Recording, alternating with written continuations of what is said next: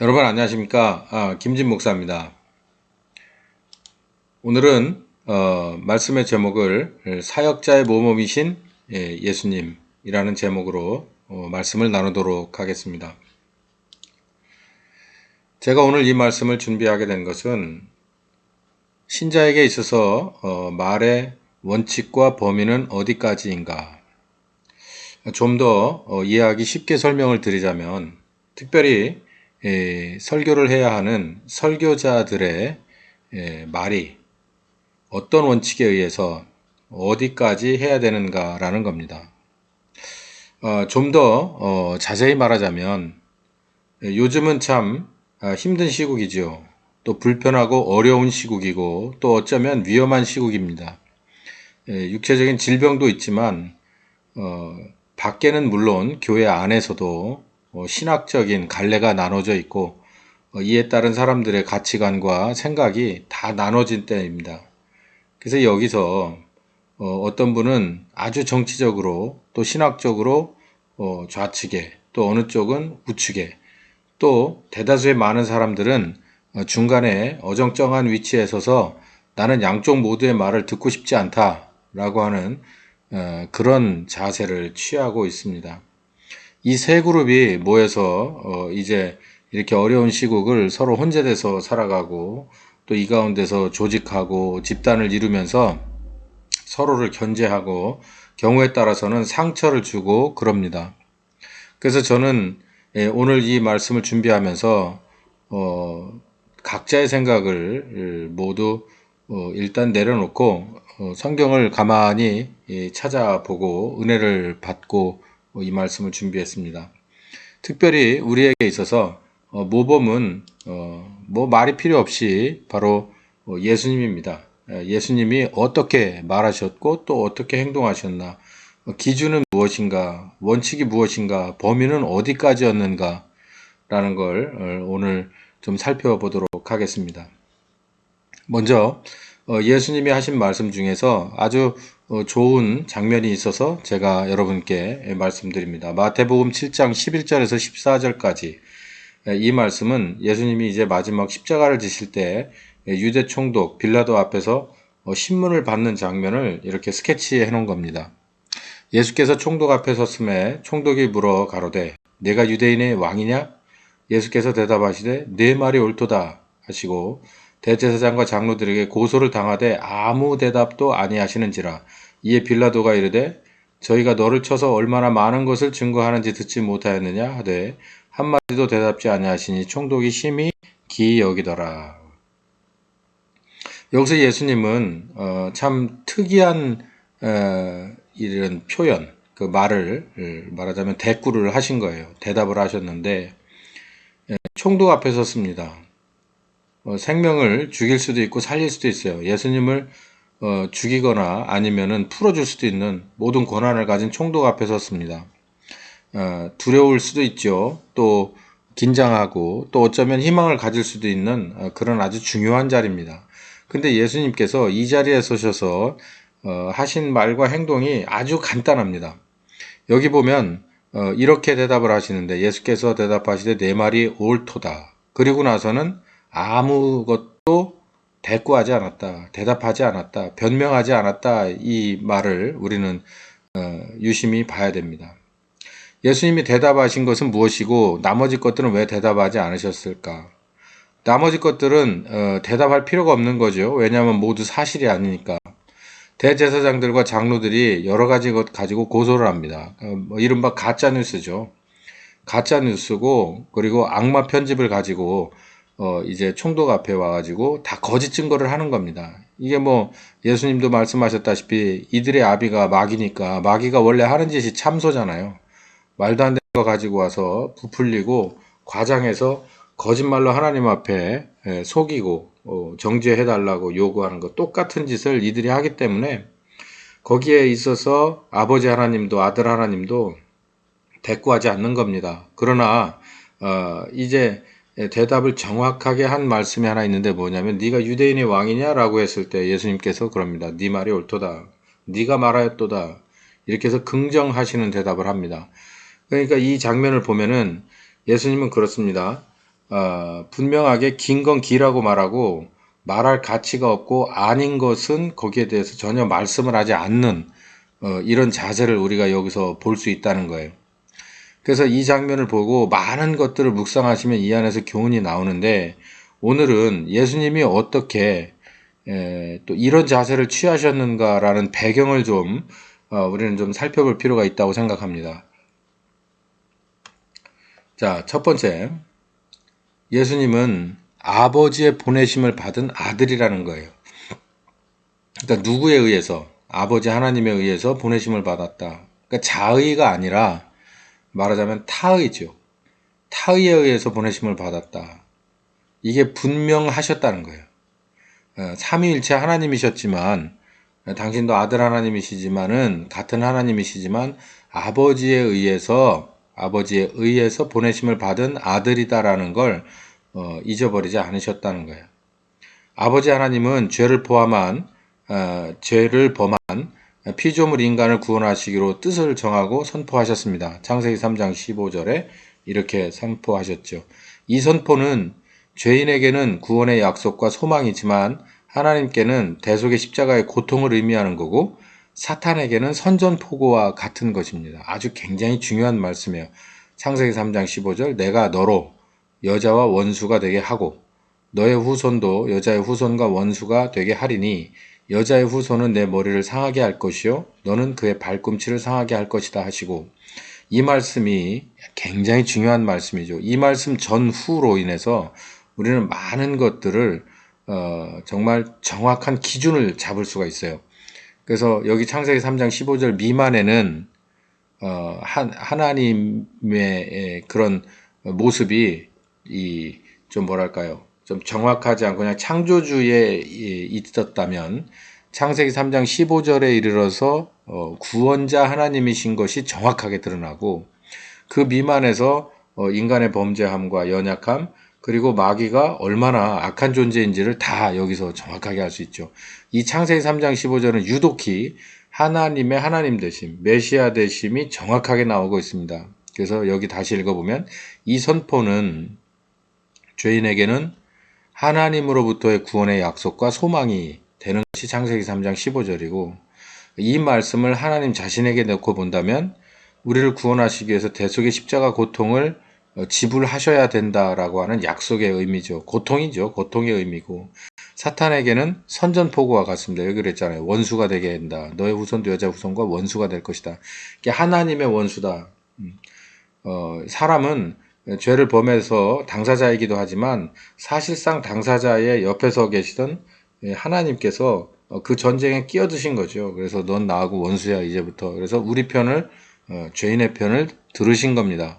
그래서 사탄에게는 아주 무시무시한 아버지 하나님의 선전포고와 같은 것인데 이 말씀에 입각해서 이 선포에 입각해서 이 약속에 입각해서 이 선전포고에 입각해서 이제는 실질적인 주인공 사역자를 보내셨는데 그게 누구냐면은 아들 하나님이라는 거죠. 아들을 보냈다는 거예요. 여기 나오듯이 여자의 후손으로 보낸 겁니다. 그래서 예수님은 당신이 어떠한 일을 하러 오셔야 된다는 것을 정확히 알고 오셨고 또 이 일을 하라고 보내신 분이 아버지라는 것을 분명히 알았다는 거예요. 우리도 그래야 된다는 겁니다. 이제 뒤편에 가면은 우리들의 입장이 또 어떤 위치에서 어떻게 서 있어야 될 포지션이 정확히 나오지만 아버지의 보내심을 받은 아들이라는 것이 무엇을 만들어내냐면 예수님의 이런 말을 만들어낸다는 거예요.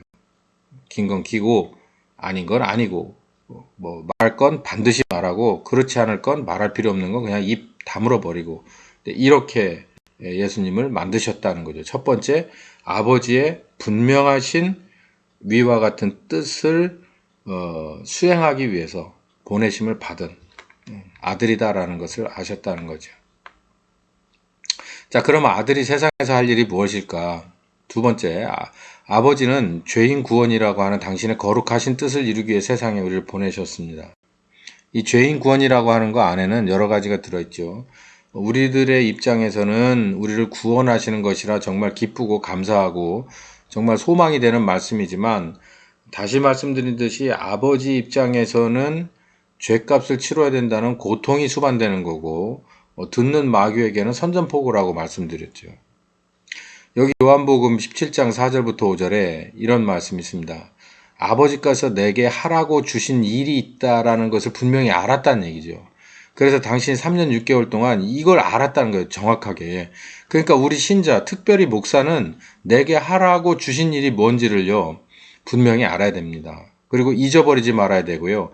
그 주신 일에 입각해서 내 사역이 또 내 말과 행동이 방향이 다 설정되고 그렇게 말하고 행동해 줘야 된다는 것을 우리도 본받아야 된다는 말씀입니다. 이게 굉장히 중요한 오늘 설교의 포인트예요. 예수님은 그랬다는 거예요. 내게 하라고 주신 일이 분명히 뭔지를 알았다는 거고 내가 이루었습니다. 이 세상에서 영화롭게 하였습니다. 아버지를 영화롭게 하는 일, 이게 바로 내게 하라고 주신 일이다. 이게. 자, 그러면 잘 풀리지 않는 분은 거꾸로 계산을 해보면 다옵니다. 아버지를 영화롭게 하는 일이 바로 아버지가 예수님을 보내면서 주신 이 사역의 과제라고 하는 건데, 그러면 아버지를 영화롭게 하는 일은 무엇이겠냐? 아주 쉽습니다. 예수님이 다 그렇게 했다고 하셨으니까 예수님의 삶 자체가 아버지를 이 세상에서 영화롭게 하는 일이다라는 거예요. 이 영화롭게 하는 하는 일이라고 하는 게 뭘까? 이거 좀 바꿔보면요. 아버지를 이 세상에서 아버지 하나님인 것으로 분명하게 드러내신, 증명하신 것이 바로 영화롭게 되는 일입니다. 영화롭게, 영광스럽게 라고 하는 것은 증명해 드리는 것이죠. 부모된 우리가 자녀에게 있어서 영광을 취하는 것이 뭐겠습니까? 뭐 여러 가지가 있겠죠. 금전적인 것도 있고 뭐 여러 가지가 있겠지만 저도 아비된 입장에서 봤을 때 아들이 내게 가장 나를 영광스럽게 하는 것은 내가 저분의 아들입니다 라고 이렇게 많은 사람들에게 인정해주고 나의 오늘이 저분으로부터 왔습니다 라고 하는 거죠. 예를 들어서 상을 받습니다. 근데 우리 아버지를 소개합니다. 나는 오늘의 이 상을 받을 만한 것을 나는 우리 아버지에게 어렸을 때부터 배웠습니다. 이렇게 말해준다면 정말 가슴이 뭉클하고 아마도 감격의 눈물이 나올 수도 있겠죠. 그리고 모든 것이 그 어려움들이 다 씻겨지고 기뻤던 것이 극대화되겠죠. 아버지도 그런 거예요. 아버지도 우리를 구원하시겠다라고 하신 이 컨셉에 입각해서 창세기부터 말라기까지 계속해서 사역자들을 보내서 말씀하시고 상황별로 여러 가지 하나님께서 개입을 하셔서 이 죄인 구원이라고 하는 차원에서 늘 이스라엘을 사랑하셨단 말이에요. 근데 그걸 이스라엘은 몰라준단 말입니다. 그래서 예수님께서 오셔서 너희들에게 아버지 하나님이 이만큼 구원하시기 위해서 말씀하셨고 개입하셨고 너희들과 항상 함께 했다라는 것을 증명하는 것, 이게 바로 아버지가 아들에게 하라고 한 일입니다. 그 정점에 십자가가 있는 거예요. 하나님이 세상을 이렇게 사랑했다라고 하는 것을 3년 6개월 동안 말과 행동으로 다 보여주고 그리고 맨 마지막에 십자가를 통해서 보여주시는 것을 우리는 알아야 됩니다.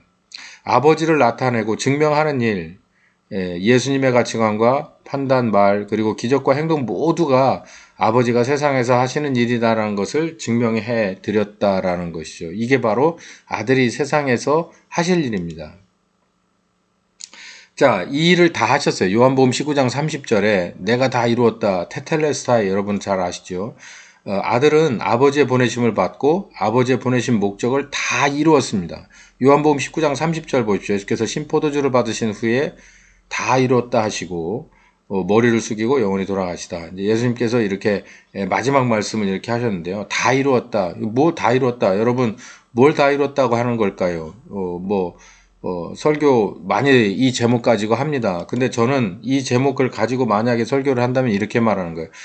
바로 예수님이 이 세상에서 하실 일은 딱 정확해요. 이 일입니다. 요한복음 17장 4절에서 5절. 아버지의 이름을 영화롭게 하는 거예요. 영화롭게 하는 것은 아버지께서 하신 거라는 것을 증명하고 나타내주는 일입니다. 그래서 예수님의 삶 자체가 아버지께서 지금 하시는 거다. 예수님이 그랬잖아요.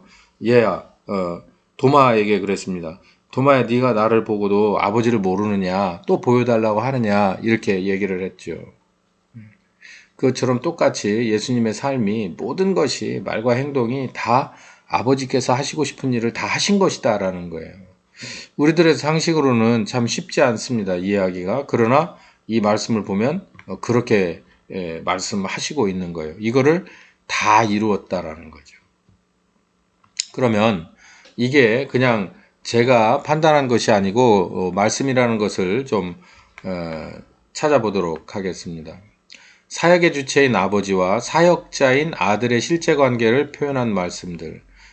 좀 표현이 어색하고 여러분에게 있어서 오히려 방해될 수도 있겠지만은 이해를 돕기 위해서 피노키오 인형과 피노키오 인형을 이렇게 들고 있는 할아버지, 이걸 연상하면 되는데 이게 좀 좋은 비유인지는 잘 모르겠어요. 그러니까 예수님이 피노키오의 입장에서 많은 사람들에게 보여지고 그 배후에는 보이지 않는 끈으로 누가 계시다는 거예요. 아버지가 계시다는 거죠. 이제 이렇게 설명을 좀 드려보도록 합니다. 나는 아버지의 뜻을 이루려고 왔다.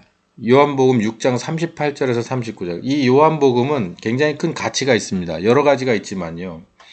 요한복음 6장 7장에 보면 아주 특별한 얘기들이 많이 나와요. 이제 그 중에 여러 구절 중에 컨셉이 뭐냐면 나는 아버지의 뜻을 이루려고 왔다. 그러니까 내가 와서 온 것은 아버지가 보내서 왔고 말하는 것은 아버지가 들려주고 보여주고 내가 행동하는 것은 내 판단은 아버지의 것이고 이런 얘기가 요한복음에 아주 집중적으로 나옵니다. 이제 그런 얘기들을 좀 찾아보는 거예요. 6장 38절 39절에 내가 하늘로서 내려온 것은 그러니까 내가 여기 지금 있는 것은 이 말이에요. 너희들 앞에 있는 것은 내가 원하는 것을 하려고 하는 것이 아니다. 그러니까 내 위주의 삶을 나의 삶을 사는 것이 아니다. 나를 보내신 이의 뜻을 행하려 사역자로서 왔다는 거죠. 우리는 사역자로서 왔다고 하고 우리들의 개인적인 목적과 가치 혹은 먼저 내세운다는 건 아주 잘못된 것이라는 것을 여기 알 수 있어요. 분명하게 우리는 이런 훈련을 받고 사역자로 섰어야만 되는 겁니다. 내 뜻을 행하려 오시지 않았다. 아니 하나님인데도 그러고 보면 여러분 정말 기가 막히지 않습니까? 여러분 가만히 생각해 보세요.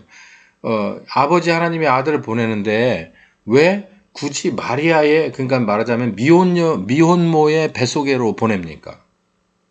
뭐 여러 가지가 이유가 있겠죠. 근데 예수님 입장에서 이 세상에서 사시려면 그 출생 자체가 아주 굉장히 큰 핸디캡이에요. 끝까지 따라다니고 지금까지도 따라다니는 핸디캡입니다. 믿을 수 없다 이거예요. 남자와 여자가 아니고 뭐냐 이게 도대체 어디서 서로 잘못된 만남 가운데서 태어난 거 뭐 별 얘기들이 지금까지도 난무하지 않습니까? 마국간에 오신 것을 생각해 보세요. 그냥 평범하게 어느 집에서 났다고 또 아니고 마국간에서 났다는 거예요. 이게 굉장히 예수님의 입장에서 또 보내는 아버지 하나님의 입장에서도 쉬운 일이 아닙니다. 누가 자기 자식을 마국간에서 낳게 하고 싶겠습니까? 이 요셉이 문제가 아니라 배후에 계신 하나님이죠. 그 상황이 그렇게까지 얽히고 설키게 들어가게 된 모든 것을 가만히 생각해 보세요. 아버지의 뜻을 이루러 온 겁니다. 다 모든 것들이 아버지 하나님께서 깊게 생각하고 계획해서 그대로 시나리오를 준 건데 예수님은 그대로 순종해서 갔다는 거예요. 좀 들으시는 분들이 야 이거 진짜 과격한 해석이 아니요 그렇지 않아요. 성경을 그 눈을 뜨고 보십시오. 예수님이 그 얘기를 한 데가 한두 군데가 아닙니다.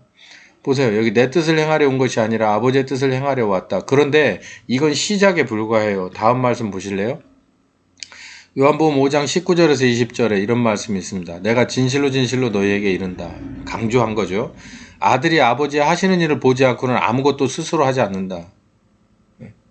그러니까 아버지가 하는 걸 보고 나는 한다는 거죠. 아버지께서 행하는 그것을 아들도 그와 같이 행한다. 그러니까 이 말씀을 하시는 전후를 가만히 생각을 해보세요. 굉장히 이 의미하는 바가 크죠. 아버지께서 아들을 사랑하사 자기 행하시는 것을 다 아들에게 보이셨다. 그 큰 일을 보이고 더 기이하게 너희들은 여길 것이다. 그러니까 당신의 삶이 모두가 다 아버지의 지침 안에 들어있다라는 것을 말하는 거예요. 아버지가 들려주신 대로 5장 30절 내가 아무것도 스스로 할 수 없다. 듣는 대로 판단하지 않는다. 나의 원하는 대로 하는 것이 아니고 나를 보내시는 원하는 대로 하는 것이다. 그럴 때 내 심판은 의롭다. 예수님께서는 여러 가지 심판을 하셨죠. 판단을 하셨단 말이에요. 예를 들면 가늠하다 잡힌 여인이나 또 당시에 죄인으로 그리고 악한 사람들로 취급받던 세리나 이런 사람들과 같이 식사를 하고 그들을 초청하는 것이라든가 뭐 손을 씻지 않는 제자들의 뭐 이런 걸 용납하고 뭐 이런 등등 얘기들 보면 예수님이 판단을 한 거잖아요. 그때 율법에 대해서 그때 사람들의 판단 기준 그리고 그 당시에 사람들 중에서 많은 사람들에게 따돌림을 당하고 정죄를 받던 사람들에 대해서 예수님은 다르게 판단하신 거잖아요. 이게 자기가 그렇게 한 게 아니라는 거예요. 아버지가 그렇게 판단하고 계시다는 거예요. 그러니까 나도 그렇게 한다는 겁니다. 왜요? 나는 보내심을 받았어요. 그러니까 내 스스로 할 수 있는 권한이 없고 아버지가 원하는 권한 그대로 나는 그렇게 따라가는 것이 바로 내게 주신 일을 다 순종하는 거고 나는 그것을 위해서 왔다라는 거죠.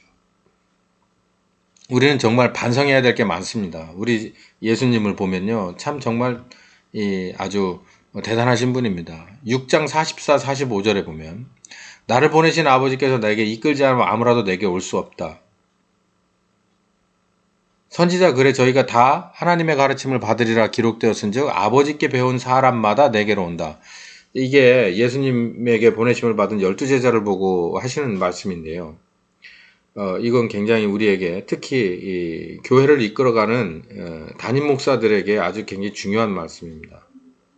우리는 많은 걸 좋아합니다. 어느 때부터 교회 성장 운동의 아주 기본 컨셉을 좋아해요. 많이 뿌려야 많이 그나마 거둔다는 거예요. 그래서 많이 내 울타리 안에다 집어넣어놔야 그 안에서 교육할 수도 있는 거지 한둘 데리고 뭘 할 거냐라고 생각을 합니다. 근데 저는 여기서 원칙을 찾아봅니다. 뭐를 찾냐면은 예수님도 12명을 데리고 있었어요. 물론 따라다닌다는 사람들 많았지만 예수님은 그 사람들을 인정하고 마음으로 받아들이지 않았어요. 그냥 있으면 먹여주고 또 있으면 그냥 좋게 말하고 경우에 따라서는 아주 호되게 질책하기도 했죠. 그 사람들을 절대 카운트에 넣지 않았어요. 의지 않았단 말이에요. 오직 12명의 제자들만 바라보고 당신의 사역을 같이 함께 하셨는데요. 여기에 이런 마음이 있으셨기 때문이에요. 어떤 마음이냐면 비록 12명, 갈릴리 사람 중심된 12명, 그 중에 하나는 예수님을 팔자이긴 하지만 이 12명을 내게 보내셨는데 누가? 아버지께서 다 곰곰이 생각하시고 딱 맞는 사람들을 내게 이끌어다 주었다. 이 사람들은 그냥 사람들이 아니라 아버지께 기본적으로 듣고 배운 사람들이다라고 하는 이런 생각을 갖고 계신 겁니다. 그러니까 큰 목회를 하는 것이 뭐 많은 사람들을 데리고 목회를 하는 것이 또 적은 사람들을 어느 것이 우열을 가리는 기준이다? 이렇게 놓고 볼 수는 없죠. 수를 그렇게 놓고 볼 수는 없어요. 근데 상식적으로 있죠. 이런 생각을 한번 해볼 수는 있습니다. 예를 들어서 일정 숫자 이상 되면 목회자로서 도저히 케어가 안 되는 경우가 있어요. 삶 속에 깊숙이 오늘 말씀 이제 끝에 나오겠습니다만 그 삶 속에 한 사람 한 사람 꼭 해줘야 될 따끔한 말, 아픈 말, 또 위로의 말들을 다 하나씩 해주려고 한다면 사람이 감당할 수 있는 범위가 있다는 거예요. 예수님도 12명을 상대를 했어요. 그런 각도에서 봤을 때 많이 뿌리고 많이 가져다 놓고서 뭘 가르치고 하는 건 아주 기본에서부터 이 성경 말씀의 방향과 틀린 거예요. 많으면 가르칠 수 있겠다? 글쎄요. 그 질이 어떻게 될까요? 좋은 말만 해서는 가르쳐 줄 수 있죠. 좋은 말은 너무 쉽고 그냥 듣고 그냥 후유증이 없으니까. 근데 문제점을 지적하고 잘못됐다는 것을 얘기하려면 그건 시간도 길어지고요. 잘 받아들이지 않기 때문에 설득하고 모범을 보여주고 경우에 따라서는 아주 따끔하게 혼내고 경우에 따라서는 헤어져야 할 수도 있습니다. 예수님은 그랬어요. 한 사람 한 사람을 절대 포기하지 않았습니다. 왜요? 아버지가 이끌어줬기 때문에. 아버지가 이끌어줬기 때문에. 예, 이게 이런 걸 우리는 배울 수가 있어요. 요한복음 7장 16절에서 18절에는 가라사대 내 교훈은 내 것이 아니다. 예수님도 하나님이시라서 하시고 싶은 말씀이 많겠죠. 근데 그건 내 것이 아니다. 나를 보내신 이의 것이다. 스스로 말하는 자는 자기 영광을 구하되 보내신 이의 영광을 구하는 자는 참되니 그 속에 불의가 없다. 이 말씀이 제가 아까 처음에 인용한 그 말씀을 뒷받침하는 말씀입니다. 자, 이 말씀을 보면 아까 처음에 어떤 말씀이 있느냐면은 자 보세요. 예수님께서 이 총독 앞에서 이렇게 재판을 받는데 대제사장과 장로들이 엄청 고소를 합니다. 이런 얘기들을 가만히 옆에서 듣고 있을 때 예수님이 다 거짓말인데 저거 거짓말입니다. 이거 이렇게 했는데 저 사람들은 이렇게 거짓말을 한 겁니다. 라고 일일이 대꾸하잖아요. 일일이. 누구를 위해서? 자기를 위해서, 자기 변호를 위해서 대꾸하지 않아요. 이렇게 돼서 결국은 십자가에 당신이 죽으셔야, 대속의 제물로 죽으셔야 한다는 걸 알기 때문에 이런 사소한 것들에 대해서 자기가 살아보자고 자기 명예가 어차피 십자가에서 다 구겨질 텐 다 아는데 이걸 뭔가를 얻어보려고 그러니까 오늘 제가 지금 드린 말씀하고 똑같은 거예요. 하나님의 교훈은 하나님을 영광스럽게 하기 위해서 하는 말이 맞는 거고 스스로 말하는 자는 자기 영광을 구하는 것이다. 자기 뭔가를 자기의 영광과 또 자기의 위급한 상황에서 탈출하고 자기의 속내를 드러내 보여서 자기가 뭔가 원상복귀를 꿈꾸고 뭐 이런 걸 말하는 거죠. 스스로 말하는 자는 자기 영광을 구하는 것이에요. 그거 안 했단 말이에요. 그러니까 아버지의 영광을 구하는 그런 일을 하신 것이 바로 제가 아까 말씀드린 마태복음 27장에 나오는 빌라도 앞에서의 장면을 보시면 이거 똑같은 얘기예요. 똑같은 자세로 그렇게 말씀하셨다는 거예요. 자기의 영광을 구하려면 하나님의 그 말씀을 안 하고 잠시 좀 유보를 하거나 좀 어쩌면 조금만 바꿔서 맥은 같지만 그 상황에서 조금 모면하기 쉽게끔 변조를 해서 얘기할 수도 있지만 전혀 그렇지 않다는 거예요. 예수님이 여기 바리새인이나 서기관들 당시에 제사장들 이런 사람들과 정면으로 부딪히지 않을 수도 있었어요. 조금 조사만 바꾸고 조금 과거형 미래형만 왔다 갔다 하셨으면 굳이 그 사람들하고 정면으로 충돌하지 않으셔도 됐단 말이에요. 근데 여기 보니까 스스로의 영광을 위해서 스스로 말하는 사람이 아니라는 거예요. 그러니까 할 말은 꼭 해줘야 된다는 거예요. 그러니까 내 입장에서 어떤 걸 감수하더라도 이 말은 하나님의 원칙이기 때문에 진리이기 때문에 해줘야 된다. 그러면 해줘야 된다는 것을 예수님 보여준 거예요. 8장 38절에 나는 본 것을 말한다. 아버지께 들은 것을 나는 내 아버지께 본 것을 너희에게 말해주고 너희는 너희 아비에게서 들은 것을 행한다. 그러니까 서로 완벽하게 다른 것이죠. 그러니까 나의 주체가 누구인지 아버지께서 내게 보여주신 것을 나는 한다. 그러니까 예수님 편과 그리고 또 예수님의 반대편의 사람들을 가만히 상상해 놓고 보면 알 수 있죠. 예수님이 적당히 당신 그 상황을 모면하려면 얼마든지 말과 행동으로 살짝 비껴가고 할 수 있지만 그렇지 않다는 거야. 나와 아버지는 하나다. 요한복음 10장 30절에 나와 아버지는 하나다. 여러분 그래요. 위에 계신 아버지 하나님은요. 난 아들아 난 이런 이 컨셉으로 이런 말과 행동을 해줬으면 좋겠어. 이런 가치관과 판단을 저들이 알기를 원해. 이렇게 마음을 품으실 수 있어요. 근데 그것을 똑같이 이 세상에서 3차원 세상에서 하시면 그 피해는 누가 보냐면은 예수님이 봐요. 그럼 우리 같으면 어떻게 하겠어요? 아이고 본사에서는 이렇게 하라는데 나는 이거 우리나라에는 이게 맞질 않아. 그러니까 이걸 좀 바꿨으면 좋겠어. 우리 얼마든지 그렇게 하는 거야. 일명 실용주의라고 하죠. 일명 상황화라고 하죠. 근데 예수님은 그렇게 안 했다는 거예요. 그건 뭐 시간과 공간은 아무 의미 없다는 거예요. 똑같이 하나님의 나라의 그 뜻이 이 땅에 이루어지기를 원했다는 거죠. 우리도 그렇게 해야 된다는 겁니다. 사역자들 특히 이렇게 해야 된다는 거예요. 그러니까 사소한 것에 목숨 걸 필요는 없지만 분명히 걸어야 될 때는 걸어야 된다는 거예요. 꼭 말해줘야 되고 꼭 모범을 보여줘야 되는 것은 해야 된다는 겁니다. 예수님이 그렇게 하셨다는 거예요. 예수님의 모범을 따라서 우리와 같이 저희도 하나 되게 해달라. 요한복음 17장 11절에 이런 말씀이 있습니다. 나는 세상에 더 있지 않습니다. 저희는 세상에 있습니다. 나는 아버지께 갑니다. 거룩하신 아버지, 내게 주신 아버지의 이름으로 저희를 보존해 주십시오. 우리와 같이 저희도 하나 되게 해 주십시오. 그러니까 우리가 하나님과 하나 되는 것이 우리가 보존되는 거라는 걸 아버지께 예수님이 아셨다는 거예요. 그래서 이렇게 21절에 말씀하시죠. 아버지께서 내 안에 내가 아버지 안에 있어서 하나 되어서 이 삶에서 당신이 원하는 뜻을 다 이루어 영화롭게 한 것처럼 이들도 그냥 놔두면 분명히 마귀가 채갈 겁니다.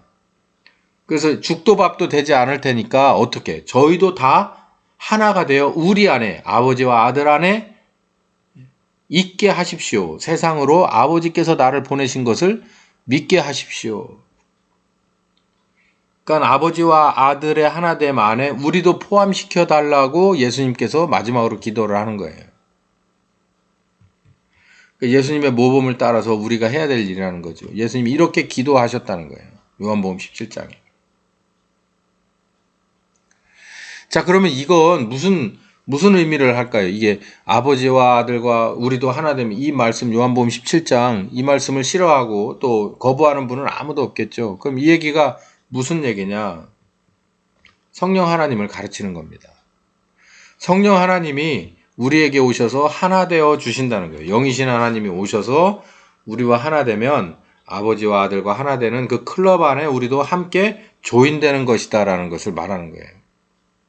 이 성령 하나님의 사역에 대해서는 크게 두 가지입니다. 가르치시고 그리고 사역하는 이 두 가지인데 첫 번째 가르치시는 하나님이에요. 영으로 오셔서 우리를 가르치시는 하나님. 이것에 대해서는 요한복음 14장부터 아주 좋은 말씀들이 아주 직접적으로 우리에게 설명해 주시는 말씀들이 많죠. 요한복음 14장 16절 17절 내가 아버지께 구하겠으니 그러니까 성령님은 누구를 통해서 누구를 의지해서 오시는 분이냐면 바로 아들 하나님을 의지해서 오시는 겁니다. 그러니까 아들 하나님의 십자가의 죽으심이 없으셨다면 성령 하나님은 올 수가 없는 거예요. 바톤을 넘겨받을 수가 없는 거예요. 그래서 아버지가 아들에게 요구한 것이 바로 십자가입니다. 십자가의 대속이 없이는 성령 하나님 이 세상에 오실 수가 없는 거예요. 여기 분명히 그렇게 돼 있잖아요. 내가 아버지께 구하겠으니 그가 또 다른 보혜사를 너희에게 주실 것이다. 내가 너희들을 떠나가는 거예요. 십자가에 죽고 나서 이런 일이 벌어질 것이다. 그분은 영원토록 너희와 함께 할 것이라는 거예요. 예수님은 몸을 입고 오셔서 먹고 자고 입고 가르치고 예수님의 속내를 다 털어놔서 이렇게 그러나 시간과 공간을 초월할 수 없었잖아요. 근데 영원토록 너희와 함께 하실 것이다. 우리까지 지금 아주 수천 년이 지난 지금의 우리 신자들까지 성령님은 오셔서 영원토록 우리와 임마누엘 하실 것이다. 뿐만 아니라 그분은 진리의 영이다. 그러니까 진리의 영이 너희에게 오셔서 영원토록 함께 하실 것이다. 진리가 우리와 함께 하셨다. 그게 누구냐면 요한이 말했을 때 예수님이죠. 진리가 몸을 입었다. 예수님. 진리의 영이 우리에게 오셨다. 그게 바로 가르쳐 주시는 영이신 하나님. 즉 보혜사 성령님이라는 것이죠. 그분이 우리에게 오실 것이다. 이걸 얘기하고 있는 거예요. 자, 제가 말씀드리죠. 예수님의 모범을 따라서 우리도 예수님과 같이 말과 행동을 하며 아버지 하나님께 영광을 돌리는 우리가 되어야 되는데 그렇게 하기 위해서 우리를 가르쳐 주시는 함께 하면서 가르쳐 주시는 진리의 영이 계시다는 거예요. 진리는 판단의 기준이잖아요.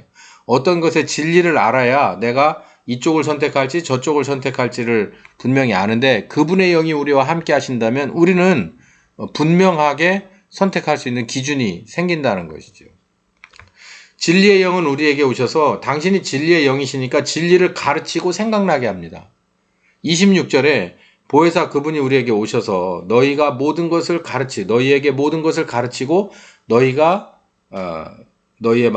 내가 너희에게 말한 모든 것을 가르치고 생각나게 할 것이다라는 거예요. 예수님의 모든 것을 가르치고 생각나게 하는 일, 누가 하는 일이냐면 성령께서 하시는 일이에요. 이 굉장히 중요한 성령님의 직능이 나왔어요. 예수님이 이 세상에 오셔서 우리에게 그 제자들에게 가르쳤던 성경에 남아있는 이 말씀의 기준으로 우리를 가르치고 증명하고 생각나게 하는 일을 누가 하냐면 진리의 영이신 성령님께서 하신다라는 거죠.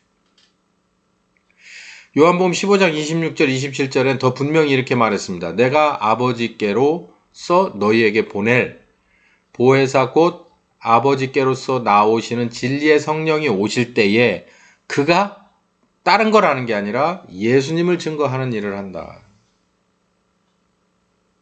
굉장히 중요한 말씀들입니다. 여러분 잘 기억해 두셔서 늘 묵상하는 말씀들이 되시길 바랍니다. 또 성령께서 오셔서 하는 일은 요한복음 16장 7절부터 11절 세상을 책망하는 일을 한다는 거예요. 그가 와서 죄에 대하여 의에 대하여 심판에 대하여 책망할 것이다. 그러니까 우리는 죄인인 것을 누굴 통해서 분명하게 더 깊게 알 수 있느냐면 성령님을 통해서 안다는 거예요.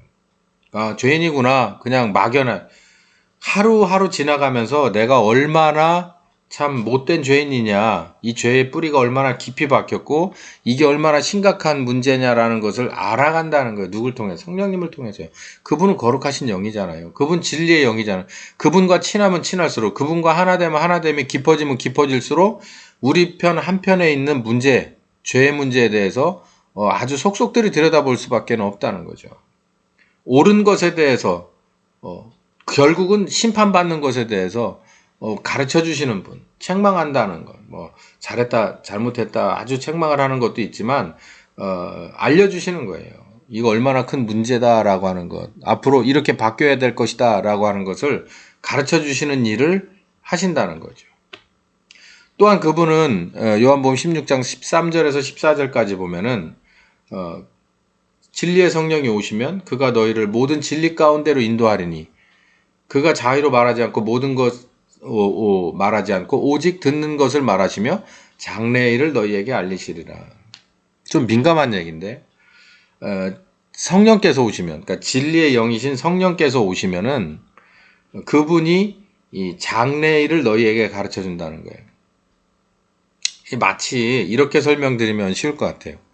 수학을 많이 풀어보다 보면요. 수학 공식을 내 머릿속에 알고 있기 때문에 어떤 문제를 딱 보면 이걸 어떻게 풀어야 될지를 여지까지 풀어왔던 경험에 의해서 미루어 짐작할 수 있는 것. 그렇게 설명을 드리면은 이해하기가 편할 것 같습니다. 진리의 성령님은 이 옳고 그름의 판단 기준이세요. 이 공식과도 같거든요. 그러니까 실타래와 같이 얽혀진 문제 가운데서 이 앞에 딱 다가오면 이 진리가 딱 그 안에 싹 들어가면요. 아, 이건 어디서부터 문제가 생겼고 그래서 어떤 과정을 통해서 여기까지 왔으니 이 문제는 어디서부터 풀 수밖에 없고 어떤 과정에 부작용이 있을 수 있고 그 과정에서 어떻게 하면 결국은 이렇게 되겠구나. 결국은 하나님의 영광이 이런 저편에서 드러나고 이 사람에게는 결국은 해결의 귀한 은혜가 있겠구나라고 하는 것이 이렇게 보이는 거죠. 제 경험으로 그렇습니다. 그래서 이게 바로 장래일을 너희에게 알린다는 거예요. 이 장래일이 무슨 주식이 어떤 게 오르고 떨어지고 이런 걸 말하는 게 아니라 바로 이런 차원에서 진리의 성령 차원에서의 장래일은 바로 그런 일입니다. 사람을 살리는 일이죠.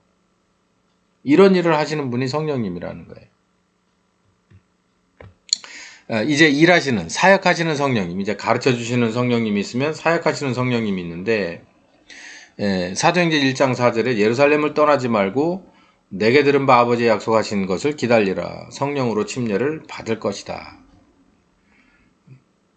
1장 8절에 오직 성령이 너희에게 임하시면 너희가 권능을 받고 예루살렘과 온 유다와 사마리아 땅끝까지 이르러서 나의 증인이 될 것이다.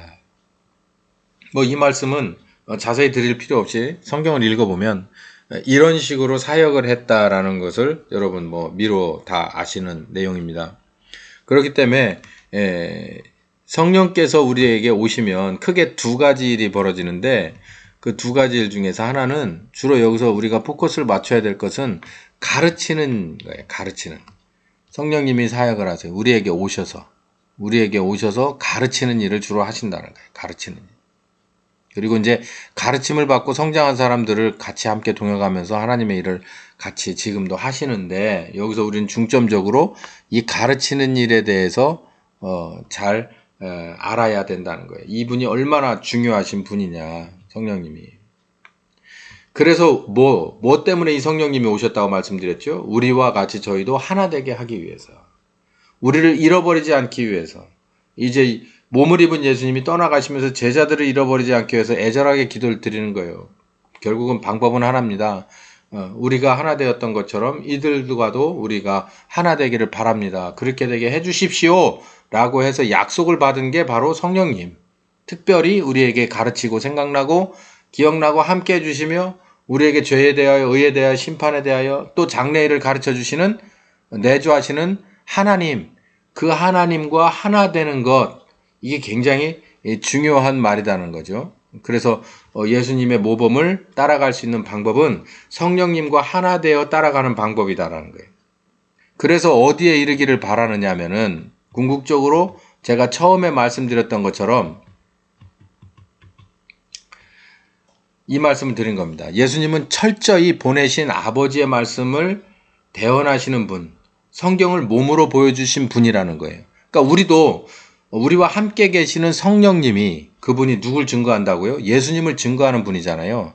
그러니까 예수님에 관해서 증거할 때 이건 기다, 아니다, 이건 아니다, 분명히 그건 아니다라는 것을 철저히 우리도 성령님의 지도하심을 받아서 몸으로 보여줄 수 있는, 말로 가르쳐 줄 수 있는 행동으로 분명한 스탠스를 취할 수 있는 우리들이 돼야 된다는 거죠.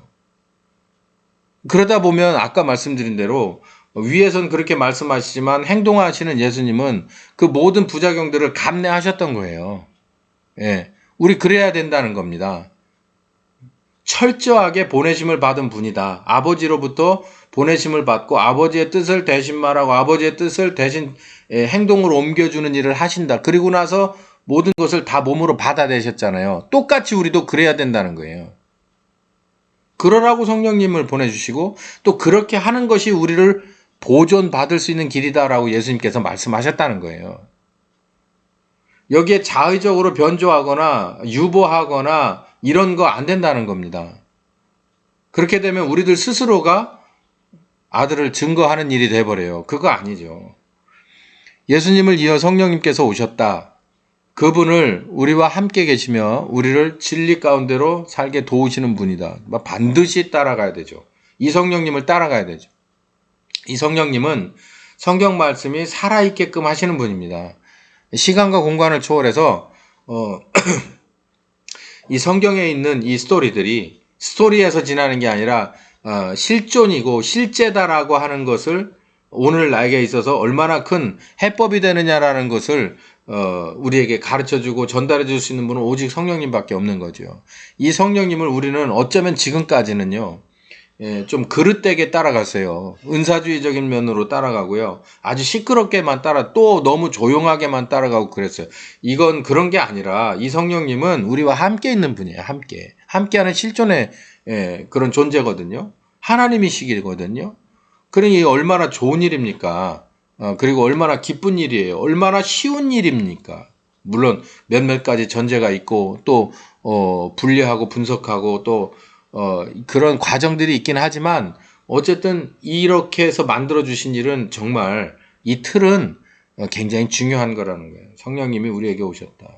그분 우리를 진리로 가르치며 살게 도우신다. 따라서 신자는 이 성령님의 가르침과 인도하심을 따라서 말하고 행동하는 사람들이 누구처럼 예수님의 모범처럼 아버지의 가르침과 인도하심을 그대로 따라갔던 것처럼 우리도 똑같이 그래야 돼요. 우리에게 있어서 이 세상에 우린 이 세상을 살잖아요. 그러니까 상식과 합리보다도 우선돼야 돼요. 뭐가? 성령님의 가르쳐 주심이. 성령님은 뭘 가르쳐 주신다고요? 이 성경 말씀이 진짜라는 것을 가르쳐 줘요. 이 성경 말씀이 옳다라는 걸 가르쳐 줍니다. 이 성경 말씀이 가장 중요한 해법이다 라고 하는 것을 가르쳐 준다는 거예요. 야, 상식적으로 봤을 때 지금 그 말씀이 거기다가 이렇게 대입이 가능하냐? 이거 아니죠. 그렇게 보면 안 됩니다. 이 세상은 얼마든지 바뀔 수 있어요. 그러나 원칙이 바뀌질 않아요. 세상의 사람들은 바뀌고요. 세상의 풍습과 세상의 철학은 바뀌어요. 그러나 기본이 바뀌지 않습니다. 죄인, 그리고 마귀, 그리고 진리신 하나님, 심판, 이런 아주 기본적인 것들이 바뀌지를 않아요. 우리는 착각하면 안 됩니다. 제가 마지막으로 이 말씀을 선택했습니다. 마태복음 5장 33절부터 37절인데 예수님께서 이렇게 말씀하셨어요. 또 옛사람에게 말한 바 헛맹세하지 마라. 이 헛맹세 얼마나 진짜 정말 한심한 얘기입니까? 헛맹세하지 말고 내 맹세한 것을 주께 지키라 하는 것을 너희가 들었다. 나는 너희에게 말하노니 도무지 맹세하지 마라. 맹세라는 것 자체를 하지 마라. 이 맹세가 무슨 얘기냐면은 여기 보세요. 맨 마지막 줄에 오직 너희 말은, 그러니까 너희가 할 수 있는 말은 이거밖에 없다. 맹세가 아니라 옳다 옳다 아니라 아니라만 하라. 이에서 지나가는 것은 다 악으로 쫓아나는 것이다. 이 말씀이 무슨 말씀인지 여러분 아십니까? 맹세는 내가 하는 거예요. 내가 그렇게 하겠습니다. 그러니까 하나님 앞에 나라고 하는 개체가 단독으로 하나님 앞에 나가서 거래를 하는 겁니다. 예수님의 모범이 바로 오늘 드린 말씀의 아주 핵심은 그거예요. 예수님은 하나님이시잖아요. 하나님이 세상에 오셔서도 아버지 하나님께 단독의 개체로서 협상의 주체로서 나가질 않았어요. 당신을 내가 이 세상에서 증명해드리겠습니다. 영화롭게 해드리겠습니다. 이렇게 나가지 않았어요. 그럼 어떻게 나갔냐? 그냥 그대로 하나 돼서 나갔습니다. 뭐처럼? 아버지 하나님에 있어서 오른손처럼, 아버지 하나님에 있어서 발처럼, 아버지 하나님의 입처럼, 아버지 하나님의 눈처럼 그렇게 나갔어요. 처럼이 아니라 멋멋으로예요. 아버지 하나님의 오른손으로, 아버지 하나님의 다리로, 아버지 하나님의 귀로, 아버지 하나님의 입으로, 아버지 하나님의 눈으로, 아버지 하나님의 권세와 능력으로, 아버지 하나님의 사랑으로. 거기서 다른 개체로서 나오질 않았어요. 바로 이 예수님을 이제는 아버지 하나님이 보좌 우편에 앉히시고 영이신 하나님을 보내가지고 우리에게 가르치는 거예요. 너희도 이 모범을 따르라. 이 예수의 모범을 따르라. 나와 하나 돼서 이 세상을 살아가며 온전한 사역자로 살아갔던 것처럼, 그래서 너희가 구원받을 수 있는 길이 열렸던 것처럼 이 아들의 모범을 따라가는 사람들이 되라. 그게 바로 사도행전에 나오는 선배들의 간 길입니다. 그렇게 갔죠. 제가 오늘 말씀을 시작하면서 이런 얘기를 했습니다. 신자, 특별히 사역자들의 말은 어디까지가 원칙이고 범위냐, 어떤 원칙에서 어디까지 할 수 있느냐. 우리 이런 말을 해요. 야, 그거 원칙은 그렇지만 그 목회 현장에서 그 얘기를 그 당사자한테 이렇게 해줄 수가 있냐? 그거 아니라고 딱 잘라서 말할 수가 있겠냐?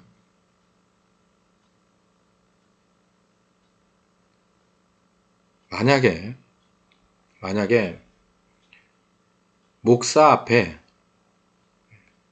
지도를 받는 양으로서, 성도로서 직위는 중요하지 않습니다. 어떤 직위에 어떤 사람이 와서 우리 교회에서 저 사람의 영향력이 얼마나 되고 안 되고를 떠나서 우리는 해줘야 될 얘기를 꼭 해줘야 됩니다. 바람 피시면 안 됩니다.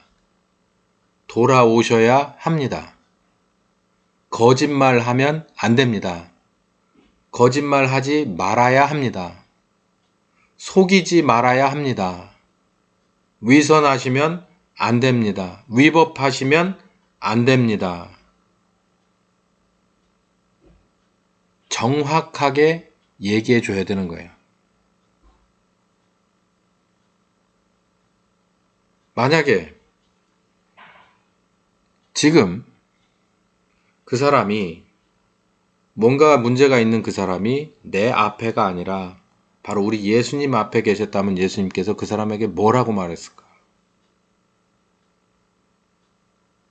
우리는 성령님과 하나 돼서 예수님의 입장을 우리가 고스란히 느끼고 배우는 사람들 아니에요? 또 그대로 사역해 줘야 될 사람들 아니에요? 예수님이 어디에 잘못된 걸 잘못됐다라고 얘기하지 않고 돌려서 말하거나 적당히 타협하고 넘어간 데가 어디 있어요? 제가 오늘 드리고 싶은 말씀이 바로 여기에 있었던 거예요. 지금 이 시국이 얼마나 어지럽습니까? 우한 폐렴이 우한에서 왔다고 얘기를 지금 못할 상황이 됐어요. 심지어는 우리 국내에 무슨 대구니 서울이니 뭐 신천지니 또 어떤 사람들은 또 중국은 그렇게 말해요. 이게 미국에서 온 거라고. 여러분 이게 단순히 어느 사람 하나가 뭐 어느 몇몇이 얘기해가지고 지금 이게 회자되는 것 같습니까? 그렇지 않아요. 이런 말도 안 되는 이런 거짓말은요, 역사와 족보가 있는 겁니다. 이건 마귀 쪽에서 하는 짓이에요. 여러분이 목회하는 곳에 여러분의 담당하는 신자들 중에 이런 사람들이 없기를 바랍니다. 이거 우리 모두 얼마 안 있으면 하나님 앞에 가서 목사로서 계산해야 돼요.